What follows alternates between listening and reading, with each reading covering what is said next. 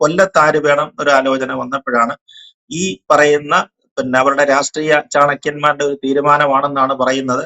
അത് ശ്രീ ആനന്ദബോസ് തന്നെ കൊല്ലത്തൊന്ന് നിൽക്കട്ടെ എന്നുള്ളത്. അതിനൊരു പ്രത്യേകിച്ചൊരു കാരണവുമുണ്ട്.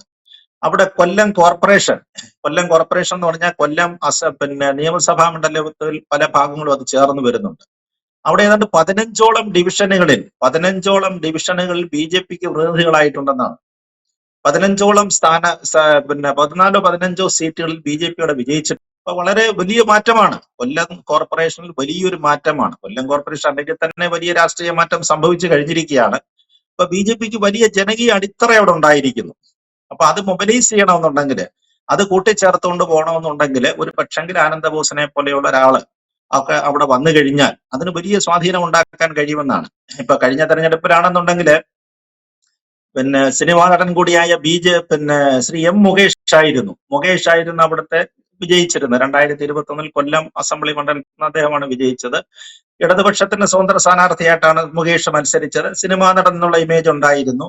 ചെറിയ മാർജിനാണ്, ഏതാണ്ട് 2000-ൽ പല വോട്ടുകളുടെ വ്യത്യാസത്തിനാണ് കോൺഗ്രസിന്റെ വനിതാ നേതാവായിരുന്ന ബിന്ദു കൃഷ്ണയെ തോൽപ്പിച്ചുകൊണ്ട് അവിടെ M. മുകേഷ് വിജയിച്ചത്.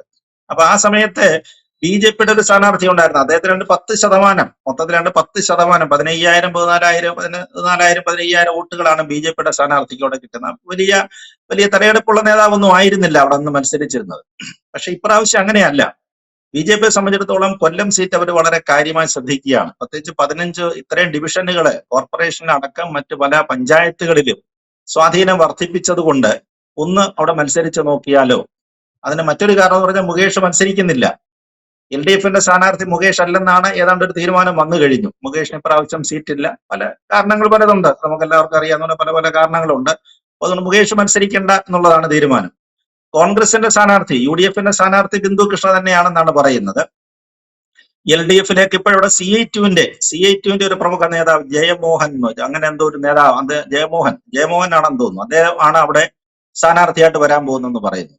അപ്പൊ അവിടെ കൊല്ലത്ത് ചില കമ്മ്യൂണൽ ഇക്വേഷൻസും ഉണ്ട് ഇതിനകത്തില്. നമ്മൾ കാരണം വെച്ച് പറഞ്ഞു കഴിഞ്ഞാൽ കൊല്ലം വളരെ സ്വാധീനമുള്ളതാണ്.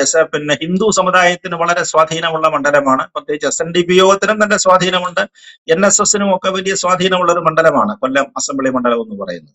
കൂടുതൽ വാർത്തകളും വിശേഷങ്ങളും നിങ്ങളിലേക്ക് എത്താൻ ABC മലയാളം സബ്സ്ക്രൈബ് ചെയ്യുക, ബെൽബട്ടനും അമർത്തുക.